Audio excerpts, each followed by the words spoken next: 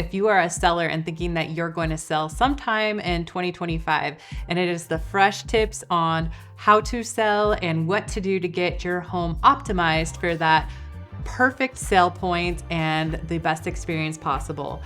I'm Jessica here with 411 Properties, and I'm going to tell you how to sell your house.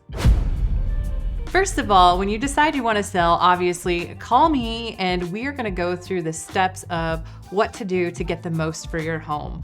I'm going to come over and have a nice face-to-face conversation with you about your house, what you should do before we list it, if anything, and what we could sell it for. Then the next step is we want to make sure that we optimize everything we can to get the most out of the professional photography that we will have done on your home, and get it ready for showings as well. And we're gonna go into this little spiel here on what to do to make the most of these photos. We're gonna book a time that works best for you when you can get all of the pets out of the house, cats can stay, and make sure that you have it very clean, all of the lights on. You're going to have all the beds made, and the garbage is actually going to be pulled into the garage or on the side of the house, not in front of the house. You know, when you have important company or your relatives coming over to stay for a few days for the holidays, and your mom goes crazy cleaning everything and deep cleaning, and we're gonna do that to your house. That's what you need to do.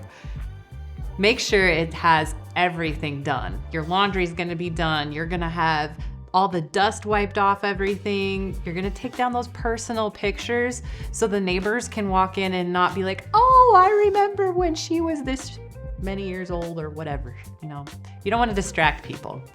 And then you're gonna make sure that within this hour that the photographer is there, you have all of the pets gone and you need to be gone. Now go on. You heard me? Go on. Go on, scram! Nothing is worse on my photographer than a seller hovering over his back and micromanaging how he takes his pictures. If you can leave, then he will do his absolute best, and I promise you, these pictures are gonna wow your socks off. Make sure you pull that trash can into the garage or on the side of the house. Nothing ruins a perfect hero shot than having that trash can right in the middle. I mean, he is amazing and he can Photoshop it out, but it kind of ruins it. So pull the trash can in. And then make sure any vehicles are moved out of the way. We wanna see the full aspect of the front of your house. We don't wanna see your old Ford. This is like an online dating profile. You're gonna like just show the highlights of the home.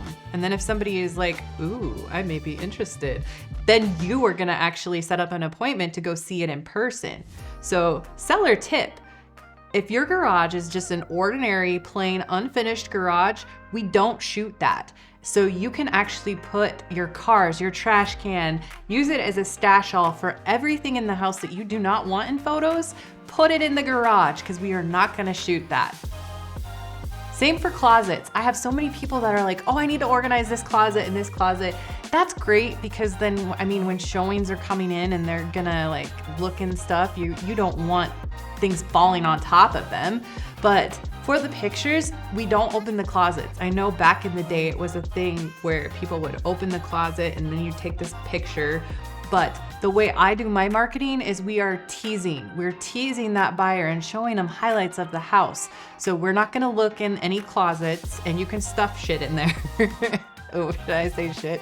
Oops. You can stuff stuff in there, and then, you know, just put everything in the garage that you don't want and everything will be perfect.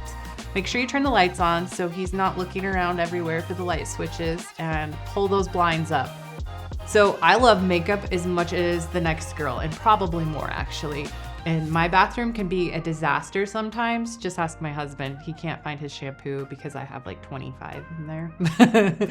But when you're going to sell your house, we want to clear off all the counters. I'm talking about like put everything in a cabinet or a drawer or get rid of it, because all of those counters need to be cleared off. And the tub needs to be cleared off. The shower needs to be cleared off, because you don't want people seeing what kind of shampoo you use or your razors or any of your bathroom stuff, because we want them to see the bathroom. We want them to see what the kitchen has to offer, not all your shit on the counter. Clutter is just simply very, very distracting, and your buyers are gonna miss what they could appreciate if you have all your stuff on top.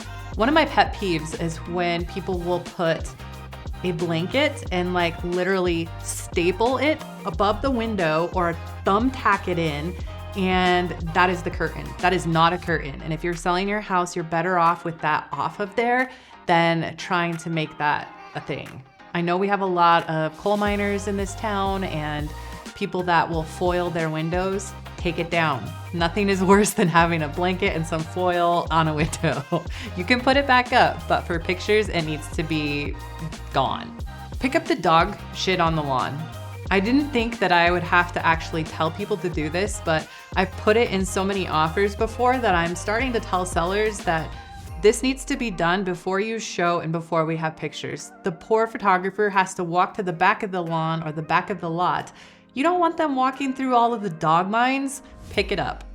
The next thing is blinds. If you have blinds as well, make sure they're pulled all the way up. If they are broken, you know, the kinds that are like this because your dog jumped on them and then you go to pull it up and it's like this and it's all half up and half hanging. Let's just take those down, because if it's broken, it doesn't need to be on there anyways, and it's probably not doing its job if it's broken anyways. So take it down. That way the photographer is not trying to get them up and he's not responsible for them if they break. So if you can take them down, make sure everything is dusted, make sure the window is clean. That actually shows up in the photography, so clean your windows. If we want to talk about furniture and how you should arrange stuff, is not having big furniture right next to the door when you walk in. Because one of the features our photographer will do is you actually get to the edge of the doorway and you angle it so you can see the whole room, and that piece of furniture, usually it's a dresser that's right there, will ruin the whole photo. So then they have to take some sort of a photo that is angled differently and it doesn't actually show off your room the best to its ability. Make sure that you don't have large furniture right by the door. It happens in homes that are vacant, and it is a pet peeve of mine. I even hate that word, but that's the best way to describe it. You're trying to show a house and the smoke detectors are like, tick, tick, tick, tick. It just like nails on a chalkboard, annoying. So if you can make sure that your batteries are replaced, they're probably gonna come up in the inspection anyways.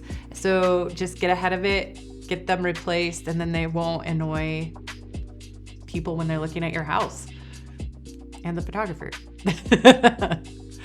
Curb appeal is going to be your number one thing, making sure the grass is mowed, green, looking good, because that's your first impression. If it's crappy, then they're going to go in the house with that crappy feeling, that crappy impression, and it's just going to carry over to everything. So if you can make the first impression really strong and really good, A, you're gonna get a killer shot on your house that's gonna be everywhere and make people click on it.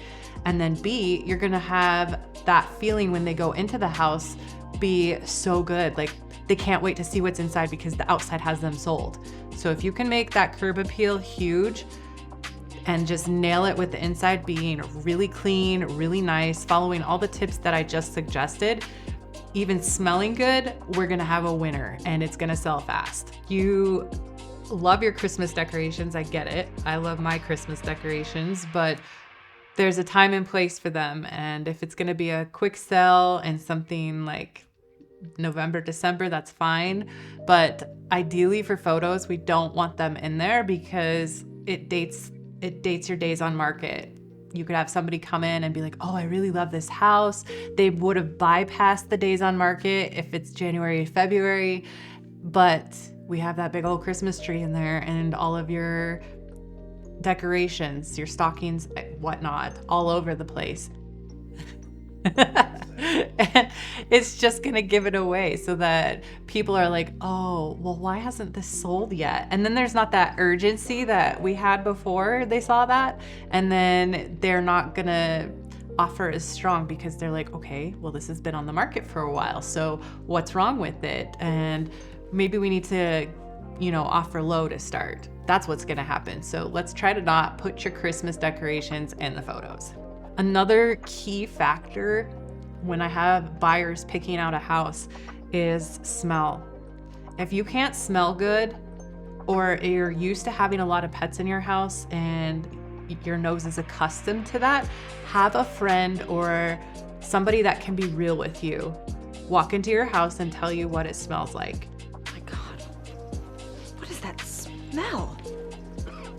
It is probably one of the hardest conversations I have to have with sellers on the regular about why their basement is killing their deal and why the strong smell of cat or dog pee is permeating the air and why that is prohibiting their house from selling. So if you can't smell it, just get somebody to come over and walk through the house and give you the honest, I'll give you the honest feedback on it. But sometimes I don't always notice it when there's a lot of cleaning smells around, or sometimes when you have your carpet shampooed, it will bring out some of those older pet smells and it will be 10 times as strong.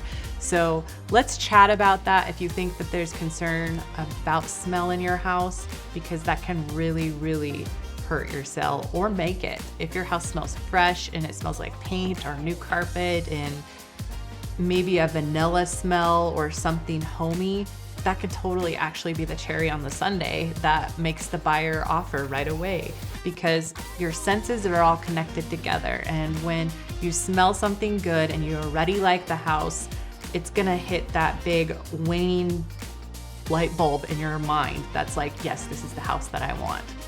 All right, so that is just my large brain dump on everything that I think is prominent to make your house sell faster, better, and give you the best results possible. If you have any questions or maybe something to add to this list, please drop me a comment, let me know what you think, and always remember to like and subscribe, and I will see you on the next one.